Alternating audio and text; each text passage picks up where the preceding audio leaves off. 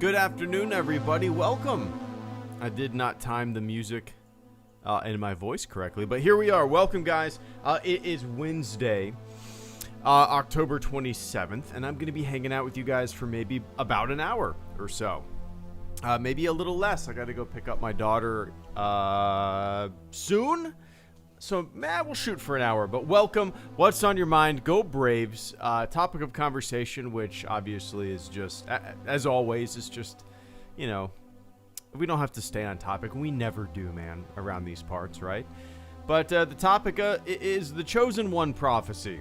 Whether or not you like it, whether or not it's goofy as hell and it's always been wonky, or maybe you absolutely love it, and all of its weird-ass flaws and wonkiness. But, hey, man, let's discuss it a little bit. Just got back from a good 4-mile run. My pace today was 7:46. 7:46. But that was the middle of the day. It wasn't as good as my Monday night pace of 7:30 on the dot, which was nice. I like running when it starts to get cool outside, especially in Florida, because in the summertime, man, if you try to run, no matter what time it is, it could be 5 in the morning, you're just soaked with humidity, and it's miserable. So, yeah, man, we're in the smashing pumpkins time of the year. Welcome, Swish and A3 and Took. Good to see the three of you. Brandon, go Braves indeed. Cheers, man. I've watched so much baseball this October. It's glorious. But I have one complaint, and every World Series game moving forward is at 8 p.m. I know that's common, but like, Daddy can't be staying up till midnight every night. Hey, Daddy can't be staying up till midnight every single night for the next week. Daddy can't be doing that. Anyway, Swish, A3, and Took, good to see you. Swish says, not really. It's like a built-in spoiler. Well, thank you so much for the channel support. I'm, I guess, a built-in spoiler, I suppose. Yeah, I don't know. I've always just thought it was the Chosen One prophecy never really made much sense. And I know we've talked about it recently, actually, in a video that I made. But there's so many justifications for, like, the Anakin being the Chosen One. Obviously, canonically, he's the Chosen One. It comes out of Lucas's mouth, right? It's for the most part canon. In the but it's one sec. Into the Dark, they talk about how in each generation there are kids naturally chosen by the Force. However, most young Padawans aren't very gifted and must practice for many years. Nathan, thank you so much, man. I like that. I like that better than this is the Chosen One. See, how I've always kind of liked looking at the Chosen One prophecy. The Jedi Order, this organization, right? Through the prequels, we see their faults, we see their failings, we see their hubris, we see kind of that organization come crumbling down. And a lot of it's because of its own, a lot of its own fault. And I kind of view the Chosen One prophecy, it's an interesting way to look at it to me, more than like, this is written down, this is the Chosen One, this man is the Chosen One, he is the Chosen One. That just has always been really kind of goofy and, to tell you the truth, dumb to me. I've always liked looking at the Chosen One prophecy as yet another failing of the Jedi Order, like putting so much faith in this woo-woo nonsense that was written so many years ago. Ancient wisdom passed down that, or ancient predictions like Nostradamus that are probably so vague, right? It's always been really dumb to me. Let's just say that. But it's such a big part of Star Wars. Yeah, okay, whatever, man. Doesn't mean you gotta like it, right? There's a lot of Star Wars I don't like. There's a lot of Star Wars people out there don't like. The Chosen One prophecy has always felt like a complete unnecessary thing. And to me, the story of Anakin Skywalker, the story of Darth Vader, is way more interesting without prophecy. Without prophecy, it's a story about humanity. It's a story about a man failing and falling and crashing and turning his entire worldview into ash and pulling down everybody that he loves, pulling them down around him. And becoming something evil. But he's ultimately redeemed. He sees the error in his ways. He saves his son. it's a human story, and it doesn't need to. There needs no prophecy. I just I don't know. It's always been really weird and dumb to me, and it's one of the weirdest things in Star Wars that to me it's one of the most unnecessary things to explain something that is more interesting without it. Does that make sense? Anyway, I know people love it, but whatever.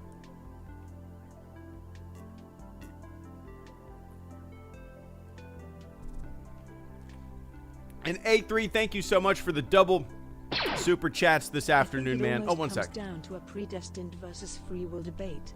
I loved Rey Nobody because it said to me that anyone can be great. I hated Rey Palpatine because it says only these families matter. Ty Brute, thank you so much as well, man. We're going to agree quite a bit here, it looks like, Ty. Give me one sec. A3, thank you for the double super chats today. A3 says, catch Dune yet? Gotta say, I was disappointed. I have not got around to watch it yet. I won't get around probably for the next... Definitely not this coming weekend. There's basically all I've been doing in October, watching-wise. I was watching the NLDS, I was watching the NLCS, and now I'm watching the World Series. And haven't really had a chance to watch much of anything else. I'm trying to think the last thing that we did watch. Man. What was the... we watched the most recent season of American Horror Story. Other than that, we watched Only Murders in the Building, which was fun. If you guys haven't seen that, it's a Steve Martin and Martin Short show on Hulu with Selena Gomez. Yeah, it's a goofy, fun show. But no, A3, we have not gotten around to seeing Dune. It is tip top of our list. It might be another couple weeks before we check it out, but prophecy, you know, and one sec. are bad because they devalue the character agency since their success upper ordained. Anakin didn't need to be a chosen one to be a hero, and Vader didn't need one to be a villain. Absolutely, thank you so much. New noun, no. That's hard to say. New noun, no. I'm gonna say none. Thank you so much. And I appreciate everybody's patience. I always feel a little rusty when I come back streaming. I think it's been like a week and a half since I streamed. And even in that short amount of time, there is like a weird, inexplicable, rusty feeling of hopping back on the microphone. So I appreciate the patience. And A3 also says, I'm confused by the prophecy. First, they say he's to balance the Force. Then Obi-Wan says... the prophecy was to destroy the Sith, not join them. Oh, that's not bad. I see what you're saying. Yeah, and even the prophecy to bring balance to the Force, you were chosen to destroy them. Yeah, that is not balance. Absolutely. There was something else I was going to say. Crap. And if the prophecy was to destroy the Sith, right? And Obi-Wan says that's balance, I suppose. Kiara Mundi... I think I've only read that in print. I don't know if I've actually heard that spoken, but I think it was in the Phantom Menace. He says that the Sith have been extinct for a millennium. So, like, if the prophecy was to destroy the Sith, which was stated, there's so much contradictions in a lot of this shit, right? Like, one of my favorite contradictions was Obi-Wan Kenobi in A New Hope says for 1,000 generations the New Republic blah blah blah, or the Old Republic rather, 1,000 generations the Old Republic blah blah blah blah. In the prequels, Palpatine says for 1,000 years the Old Republic blah blah blah. So like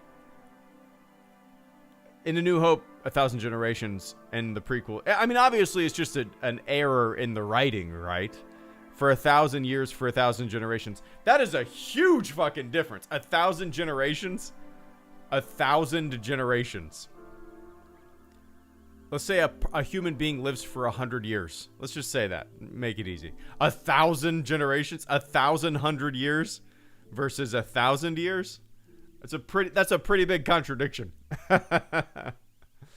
But yeah, it's always been goofy and wonky to me, and there's always been a lot of kind of hamstrung explanations and whatnot. And it's one of the more unnecessary things. I'm with you. it's confusing. It's like that's why I've always thought it was more interesting to see it as complete bullshit to begin with, like some woo nonsense that the Jedi latched onto. This prophecy, this chosen one prophecy that ultimately just came to bite him in the ass. It's more interesting to see, to me at least, to see the chosen one prophecy as just yet another failing of the Jedi Order. But I mean, that's me. Anyway, I appreciate that. Vince, Ty, New Now No, and Vince, thank you guys for the patience. And Nathan. Nathan Pelka. Oh, and Took. I missed you guys.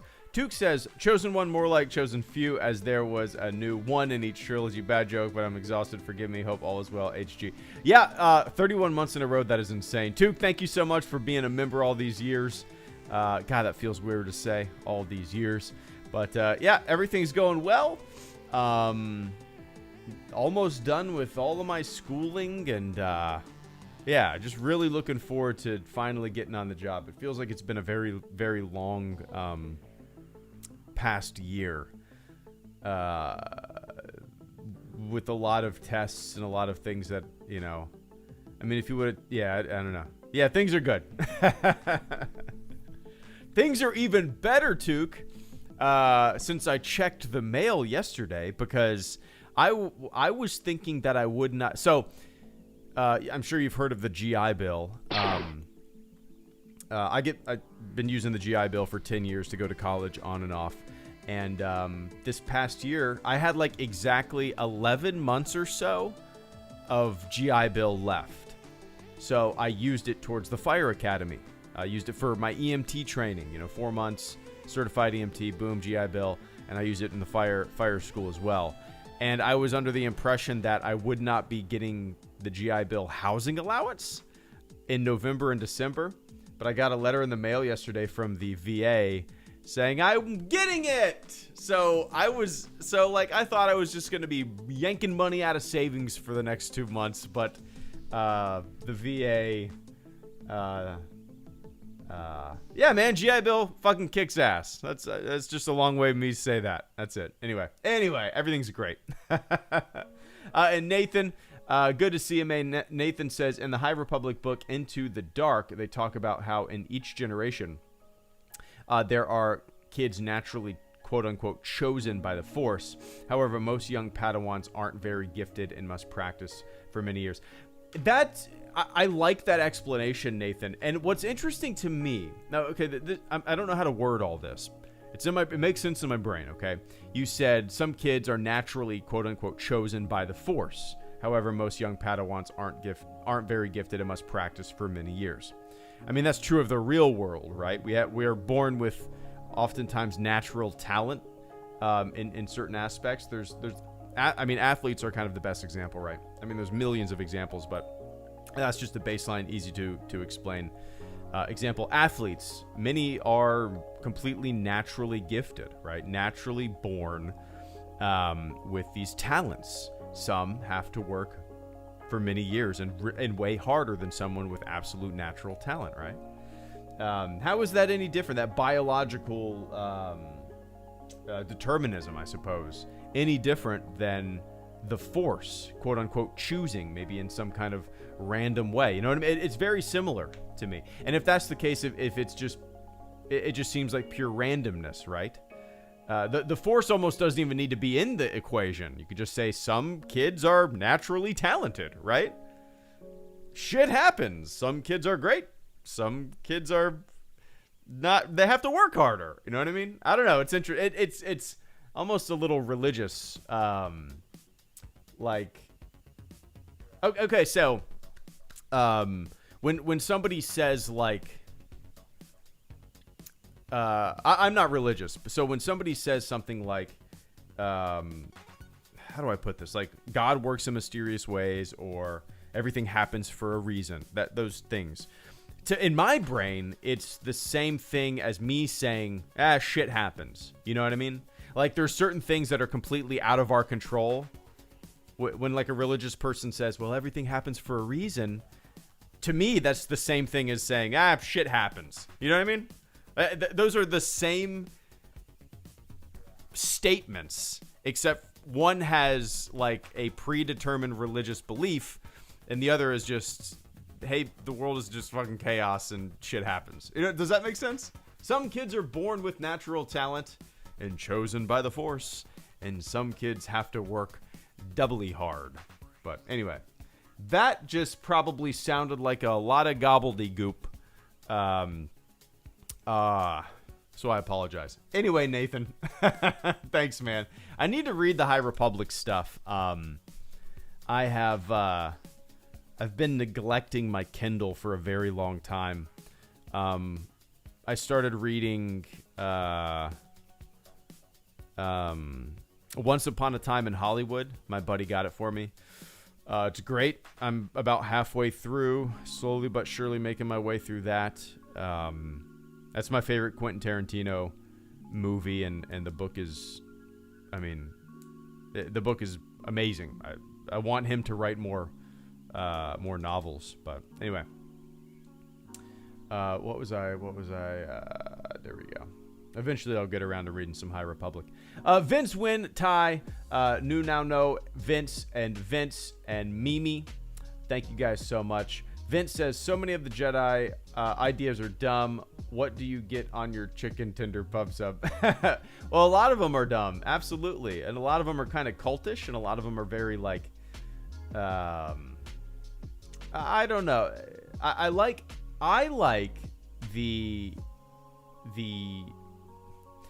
my Force and my Jedi very Empire Strikes Back. Yoda, Empire Strikes Back. You know, there's a calmness, there's a patience, there's like an inner peace, right?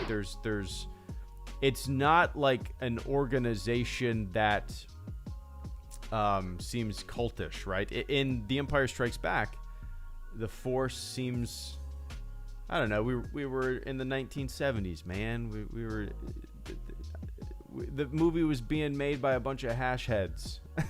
I kind of dug it.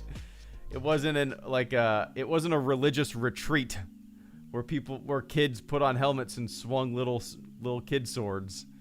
You know what I mean? But what do I get on my chicken tender pub sub? And I believe those are on sale this week. Am I wrong? I get mayonnaise, spicy mustard. I like a lot of the spicy mustard on my chicken tender pub sub.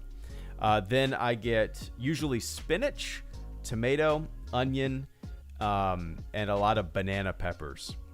Just me saying banana peppers, my mouth is starting to water. I would eat a handful of banana peppers, man. I love them. So yeah, and then salt, pepper, oil, and vinegar, and that's my go-to. Yep. Yeah. I need one, man. I need one. Maybe this weekend. Maybe do we have dinner plans Friday? Whenever we get a chicken, like go to get pub subs, I'm always like, and I do get a chicken tender pub sub. I'm always like, yeah, I'll just get a half. Whatever. You know, I'll just get a half. And then I get to the counter. Get a half. You smell those tenders? You see that spicy mustard? You see that banana peppers? I'll have a whole chicken tender sub on wheat, mayonnaise, spicy mustard, spinach, onion, tomato, a lot of banana peppers, salt, pepper, oil, and vinegar. No, I don't want a combo. Love it.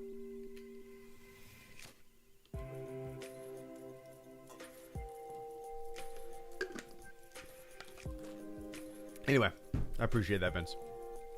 Ty Brute, thank you so much for the channel support this afternoon as well. Ty says, I think it almost comes down to a predestined versus free will debate. I loved Rey Nobody because it said to me that anyone can be great. I hated Rey Palpatine because it says only these families matter. I'm in complete agreement, Ty. I thought one of the more interesting ideas of the sequel trilogy that ultimately kind of got, I don't know, thrown in the trash can, I suppose. But the Rey from nowhere, Rey Nobody, was always a really interesting idea. The idea that anybody can rise to greatness. I think it's an important message, and I like it in Star Wars. You know, we've had lineage, we've had family connection in Star Wars forever. People are connected, people are related, people pop up here and there constantly.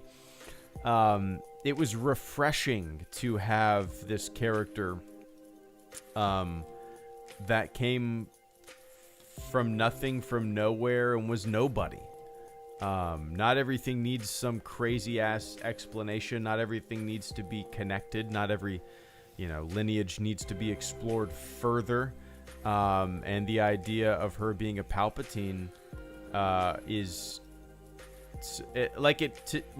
I know there's people out there that like it. That's fine, but for me, like, it's so dumb that when I think about it, I'm like, oh yeah, that does exist. Like, it's so dumb that it doesn't even enter my brain, and it's just, I don't know. It's weird for me to think it's real. Does that make sense? Like, oh yeah, that's real. Oh, that's dumb. Oh, that's dumb. But yeah, I'm with you, Ty. I really, really liked the Rey Nobody. I think, but at the same time, if it was Rey Nobody through the entire sequel trilogy, and at the end she decided to, Rey Skywalker, I like that. I do like that. It's like a chosen family kind of thing. I think that's an interesting thing to explore as well. But like, just relation for the sake of relation. I just think I don't know, man. It's something that to me is just too dumb. I don't know. Not everybody needs to be related in the Star Wars universe. We've had families. We had people related to people other than Rey. Like, we had, I don't know, man. It's too dumb. Anyway, I appreciate that, Ty. And New Now No, thank you so much as well. New Now No says, let's see, where we go? Oh, there we go. Prophecy and fiction is bad because they devalue the character agency since their success are preordained. Anakin didn't need to be a chosen one to be a hero, and Vader didn't need one to be a villain. Absolutely. What's you can have prophecy and fiction. I find it more interesting when it's broken, when it's kind of deemed to be nonsense and bullshit, when those who put so much emphasis and faith in it kind of see the error in their ways and realize that you can make your own destiny. Prophecy is bullshit, and you know what I mean, like, that's the way I like to view the prophecy, because I don't know. Some of the explanations you hear, even from official sources, even like when you hear Lucas talk about the prophecy, it's like, what? Huh? He had to he killed everybody, and then he became Darth Vader, and then he killed the Emperor, and then he became Anakin. It's just there's these roundabout. I don't know, man. I don't know. I'm not a fan of it at all. Anakin didn't need to be a chosen one to be a hero. You're absolutely right. It's more interesting to have the Anakin Vader story be a story of human folly, of downfall, and of redemption, than it is to be some preordained, predetermined prophecy that was passed down from the ancients. It's always been goofy to me. Always been goofy. Prophecy.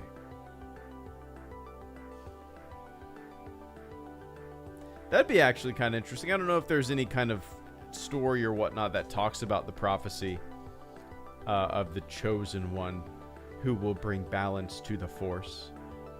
If there's anything in novels or whatnot, but it would be interesting to have characters talk about how the prophecy was just a complete failure, and how maybe they should start questioning things more. You know what I mean? I don't know. Anyway, I appreciate that, man. And Vince Wynn, thank you so much for the super chat and channel support. Watch Midnight Mass. Holy shit. What is that on Netflix?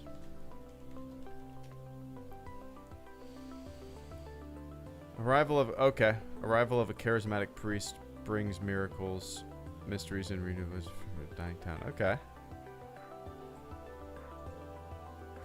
All right. What is this on Netflix? Is it? What is this on? It is on Netflix. Okay. All right. We're actually gonna after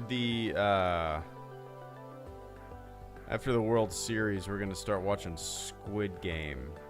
We haven't watched it yet, but yeah, this looks like something that would be right up my alley. The arrival of a mystery, renewed religion's fervor in a dying town. Is it? It seems like one of those things that'll just make me feel icky, make me feel gross. An ambitious meditation on grief and faith that is as gorgeous as it is unsettling. Midnight Mass slow boil is a triumph of terror that will leave viewers shaking and thinking long after the credits roll. All right, I'm all in, man. I dig it. 89% on Rotten Tomatoes. We're in a golden era of television.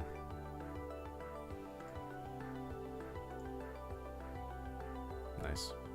All right, yeah. We'll add it to the list. Watch that and Squid Game next. Is it Squid Game or Squid Games? Anyway.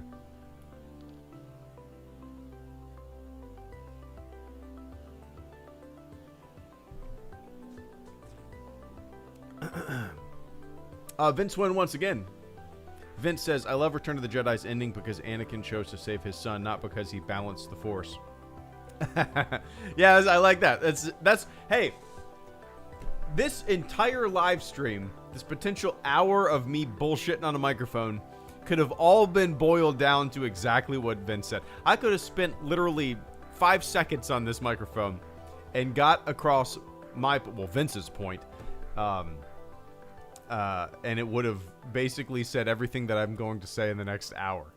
Vince said, I love Return of the Jedi's ending because Anakin chose to save his son, not because he balanced the Force. Done! Stream over! Anyway, got a pack. Have a fun stream, guys. Yeah, enjoy the packing, man. Wherever you're heading, have fun. Whether it be for business or pleasure, enjoy yourself. But I appreciate that support, man. Hope you're doing well. And Mimi says, most of Star Wars is new ideas that came after the fact. Vader is dad, Leia's sister, Rey is Palpatine. Anakin is the chosen one from some prophecy. Oh, yeah, absolutely. I mean, Vader is dad, Leia is sister. Those ideas came late in the game in terms of, I guess, after Star Wars had already started, right? But that's the thing, like, everything is always changing in Star Wars, whether it be even like I understand the EU is kind of wiped out and there's still some things that have been pulled over to canon. I understand a lot of things have been rewritten, especially since 2012, right? But even back in the day, man, things contradicted themselves. Entire stories were completely eradicated and shifted. Mandalorians used to be very different than they are now. Or than they were in the Clone Wars. I mean, I made a video about a year ago, I think, or maybe it's been 2 years. I don't know. Anyway, a video of 31 Star Wars retcons, contradictions, and inconsistencies. And there's so many things that were... I barely even talked about the sequel trilogy because, yeah, a lot of stuff has changed. Duh. But a lot of things in the past, whether it be... in novels or comics or in the movies themselves where things have shifted and changed and contradicted themselves. And yeah, it's interesting. It's how it's always been, Mimi. The idea that all this stuff, for whatever reason, and I think maybe it's people who have never really paid attention to the production side of Star Wars or when it was made, how it was made, and all that kind of stuff. Maybe it's people who haven't really paid much attention to that stuff who think that all of Star Wars, like George Lucas's vision was written down, day one, done, boom. It was this entire grand plan where it was all like set in stone from the start. It was never fucking like that. It was never like that. Yet some people think it is, or was rather. To think that is to kind of admit that you've never even looked into, I guess, the production side of things. I don't know, man. It's weird. Anyway, Mimi, I appreciate that. Oscar Rodriguez, thank you for coming in with, what time is it? Let's see. It's 1:30. I got to leave at 2:30. I'll hang around for, let's see what time. I've been, let's see. 1:30. I'll hang around for another 15 minutes or so. Oscar, thank you for coming in with the super chat channel support. Oscar says, didn't Obi-Wan, Mace, and Yoda question the validity of the prophecy 2 in episode 3? I think Yoda at least brought up the possibility of misinterpretation.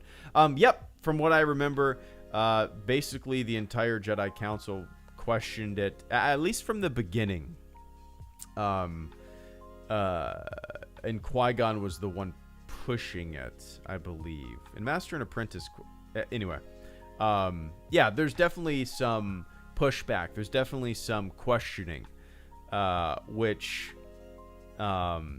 maybe people need to look into that more, right? The rest of, maybe that is the clue of the Jedi or the Chosen One prophecy kind of being bullshit. I don't know. That's interesting to me.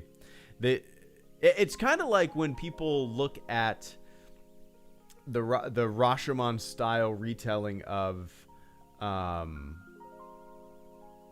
Ben and Luke in the tent. When, you know, people always say Luke tried to kill Ben. Well, that's you're looking at this 3-structure retelling of that night, right? In Ben's version, Luke is a snarling beast and he has his lightsaber and he's basically foaming from the mouth and he's murderous.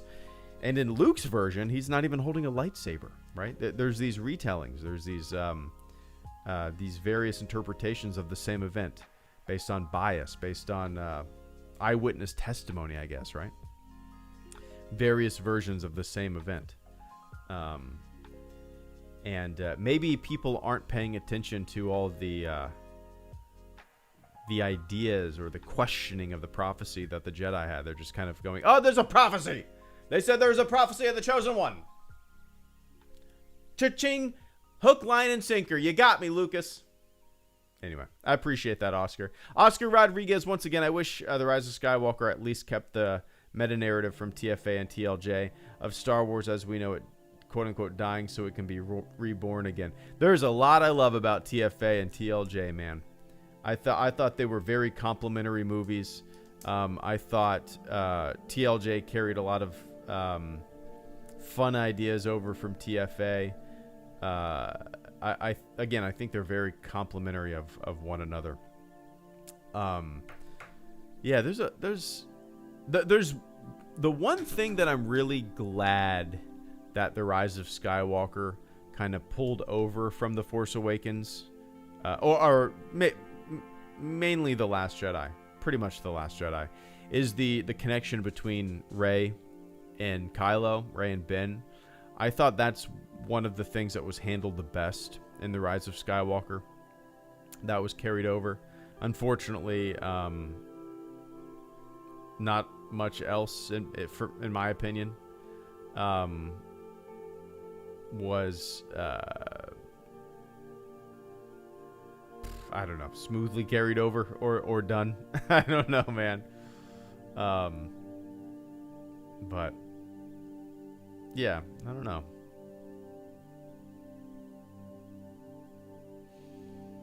It's you know, since The Rise of Skywalker came out, I think I've made 2 videos about that movie. Or 3. Maybe 2 or 3. 2 or 3 videos about that movie. You know, I'm not a fan of it. But I don't really have much of a desire to, like, just continuously shit all over it. It's almost like in my brain, it's just, yeah, it's there. It's something that I don't really like. There's a lot of other Star Wars that I don't really like, you know, what's new. So, Yeah, man. I'm able to kind of look past it and be like, just fine, whatever, you know? It's there. I don't really have much of a desire to watch it, but really like The Force Awakens and The Last Jedi. You know what I mean? I don't know. Anyway, I appreciate that, Oscar. And Tubby, thank you so much for the super chat and channel support. Tubby says, what is your opinion on the Mortis arc? I liked it. Again, it's been...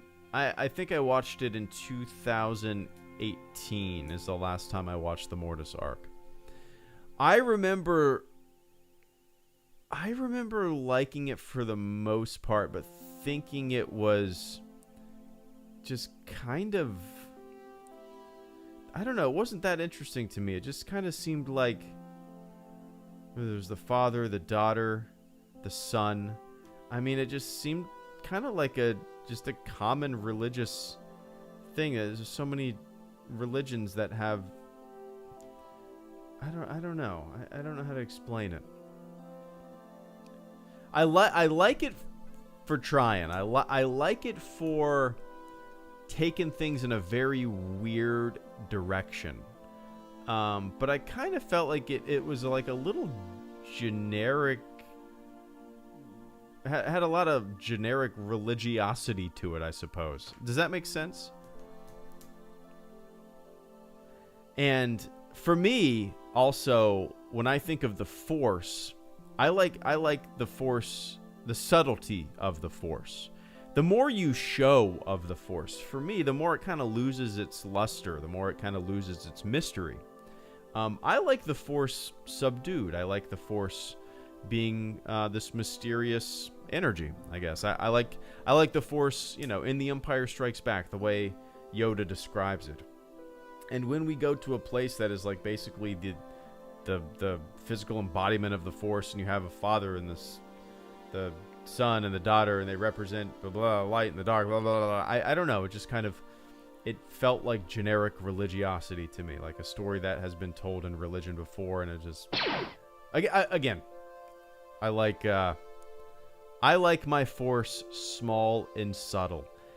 The Mortis arc is not small and subtle. Anyway, I appreciate that, Tubby. But I remember watching it and thinking it was kind of a cool... and thinking that I'm glad they're doing something weird and different. Does that make sense? I want more weird and different in Star Wars. And even though some weird and different stuff is not going to hit me, it's not going to be that great in my eye, or it's, you know, going to take things in a direction that I'm not going to like, I'm still going to appreciate it being weird and different. I don't know. Anyway. The Westonator, thank you so much for coming in with the final super chat and channel support of this 45-minute stream. Nice. Let me take a quick sip.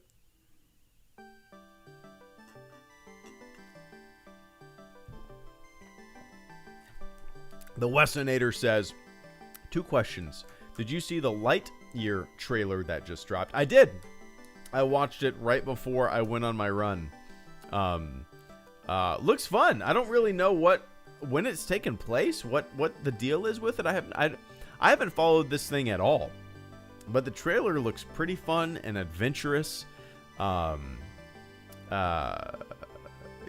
I think that maybe that's the best way to describe what I saw. It looks like an adventurous movie that I'm pretty excited for. To tell you the truth, before I